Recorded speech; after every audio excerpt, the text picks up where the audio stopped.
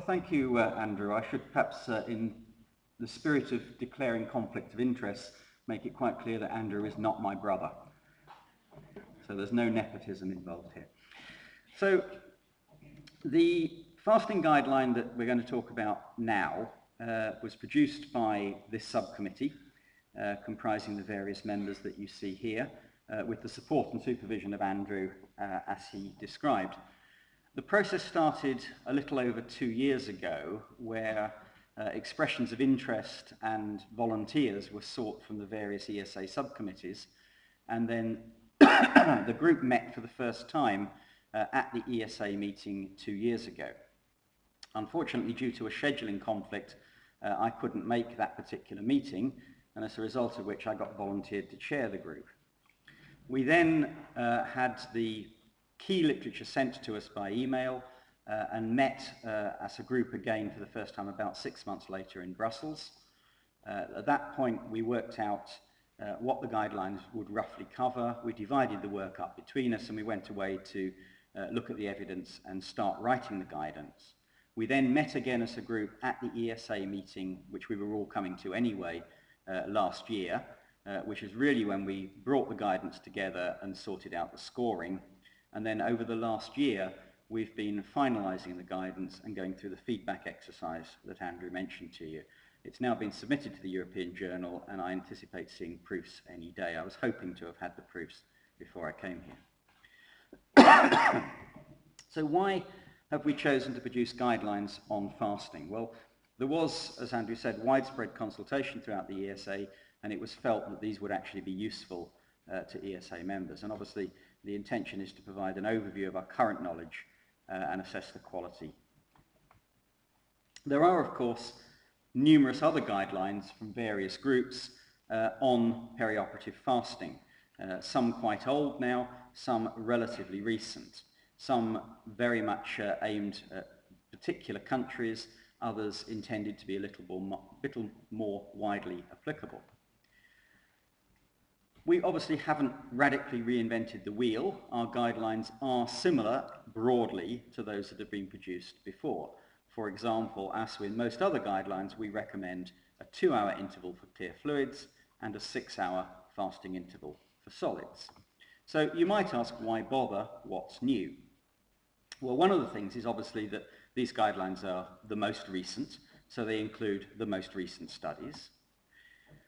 There's also been, since guidelines on this topic began to be produced, there's been a significant change in the emphasis of the guidelines, away more from limitation towards encouragement, and I'll come on to that in a second. And I think the other big difference is, as Andrew again alluded to, we have tried wherever possible to offer very practical and pragmatic advice on issues that do actually matter from day to day, such as patients who put milk into drinks, patients who are chewing gum, patients who are smoking, eating boiled sweets and the like. We've also, I think for the first time in any recent guidelines, included the issue of carbohydrate loading, which you're going to hear more about from the last speaker in this session, from Baz. So you've already heard some of this. The guidelines were developed by the Cochrane Anaesthesia Review Group, helping us out by doing a systematic search. They searched Medline and Embase, as they do, and they looked at all papers published between 1950 and 2009. And they found an enormous number of abstracts, but when they whittled that down, we found 14 studies on basic fluid fasting that have been published since the last lot of guidelines, a further 20 on oral carbohydrates, and 53 on the resumption of fluids and food after surgery, which again had not been covered much by previous guidelines. The evidence was graded according to the Scottish Intercollegiate Guidance Network, and you've seen that scoring system. And then the guidelines were significantly refined. So we came to a consensus amongst ourselves, particularly when we met last year. As you heard, this went out for review and was posted on the ESA website. And we received responses from well over 20 countries and something in the region of 50 individuals or representatives of groups of individuals.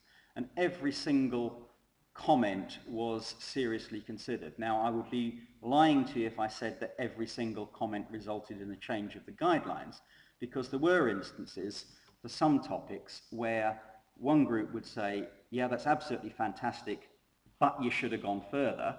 And yet, about the same topic, others might say, actually, we think you've gone a bit too far there. Now, I think when that sort of thing happens, it probably is an indication that you've actually got it about right, because you're somewhere in the middle of the most extreme views on either side. But there were other areas where there was clear guidance saying, actually, we think you should go about it like this, and we've incorporated changes like that. And virtually every section of the guidelines received some comments. And anyone who was happy to do so will be acknowledged in the final publication. What do you do with the guidelines when they are finally published in the journal? Well, you can use them if you want. You can use them as a group, you can use them as an individual. You don't have to use them, but you can. If they need to be tweaked to your local culture or practices, that's okay as well, but there's no obligation to use them. And remember, they are guidelines. They are not rigid, set-in-stone rules. If there's a good reason for not following them, that's okay. And if you don't follow them, that does not mean you are negligent. It means there was a good reason for deviating from the guidelines. Now, I'm not going to go through every single part of the guidelines because I think that would be futile, and in only a matter of weeks you'll be able to read them for yourself. But I'll pick out some of the areas where I think it's worthy of comment.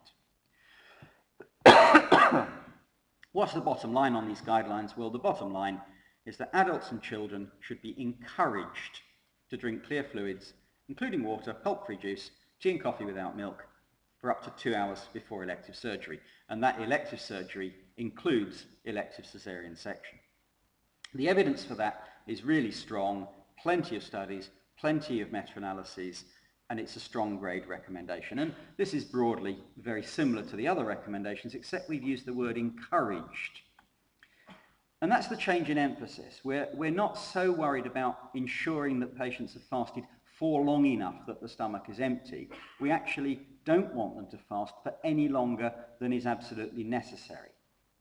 And the reason I think for that is gastric emptying for fluids is really very, very quick. This is a piece of work from one of the guidelines committee members, and you can see that the curve in the light dotted line for liquids is an exponential curve, and that the stomach empties very, very rapidly.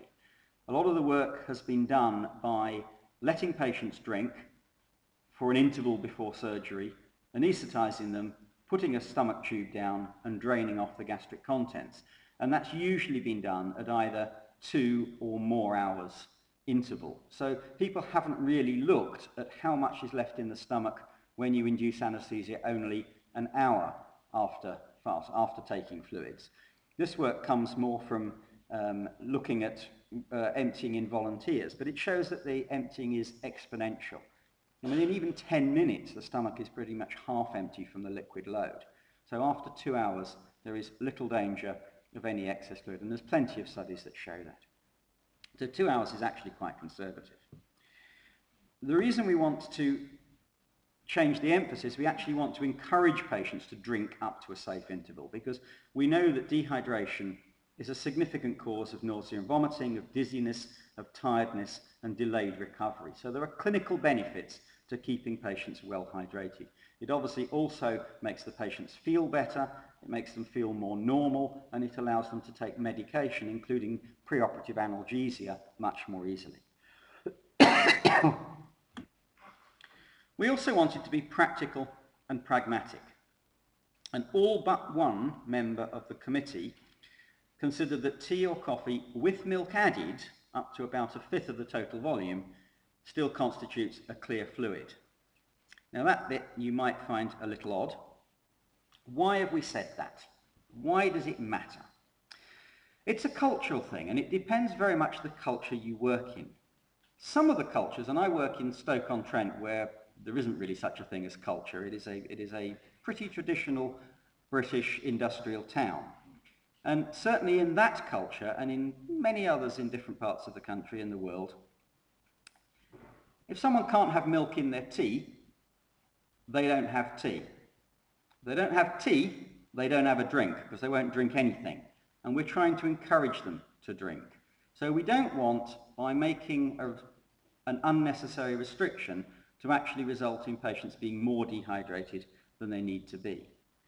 Now, the issue with adding milk to tea and coffee is how much is okay, because we know a little's all right, and we suspect that a lot isn't all right, and it's difficult to quantify. And again, this is a cultural thing. In cultures where it's common to make tea and coffee with milk, with water and add milk, you're going to be fine. In cultures where it's milk-based latte-type drinks, then you may have a different issue, and you may wish to choose that. So what is the evidence around milk? Well, there isn't much, is the honest answer.